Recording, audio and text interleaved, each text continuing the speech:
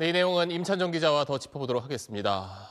마은혁 후보자 임명 문제를 놓고 지금 정치권에서 공방이 이어지고 있는데 가정입니다만 만약 마 후보자가 임명이 된다면 이 재판관 2명이 물러나는 4월 18일까지 이때까지는 그럼 선고가 가능할 수도 있는 겁니까?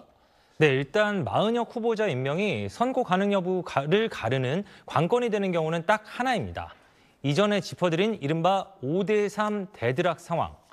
주요 쟁점을 놓고 사실상 인용 5명 대 기각 또는 각하 3명으로 의견이 갈려 있어서 그대로 선고하기 어려운 교착 상태인 경우에만 마은혁 후보자 임명이 선고 가능 여부를 결정하는 변수가 됩니다. 그런데 5대3 상황에서 마은혁 후보자가 임명되더라도 4월 18일 직전이 되어서야 임명된다면 재판관 2명 퇴임 전 선고는 현실적으로 어렵습니다.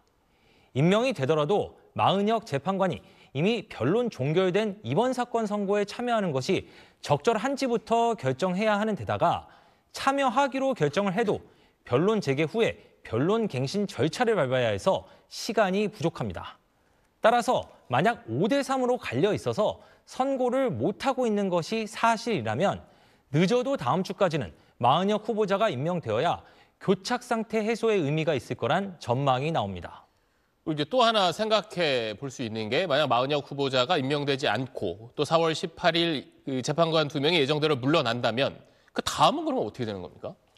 네, 결론부터 말씀드리자면 모두가 승복 가능한 논란 없는 결정을 기대하기는 어려워집니다. 선례나 명확한 기준이 없는 3가지 논란이 불거질 가능성이 크기 때문입니다. 3가지나 돼요? 3가지 논란이 뭔지 좀 구체적으로 이야기를 해주시죠. 네, 첫째, 대통령 권한대행이 대통령 몫인 재판관 후보자 지명권을 행사할 수 있는지가 논란이 될 겁니다. 국회가 선출한 후보자를 임명하는 건 상대적으로 수동적인 권한이지만 대통령 몫인 후보자 지명권을 처음부터 행사하는 건 더 적극적인 권한입니다.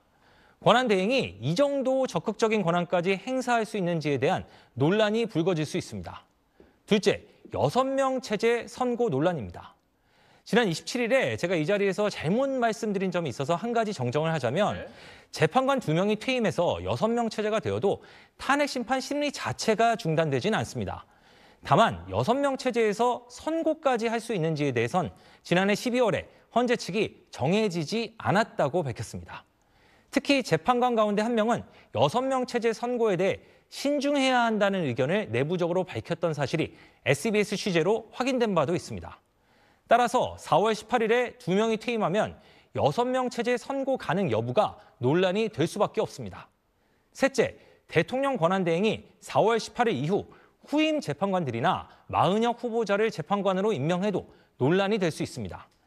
임명권을 선택적으로 행사했다는 논란이 불거질 것이기 때문입니다.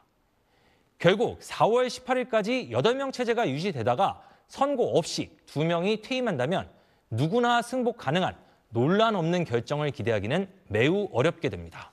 네, 지금 하루빨리 혼란을 수습할 헌재의 지혜로운 결정을 기다리겠습니다. 임찬혁 기자 오늘 소식 잘 들었습니다.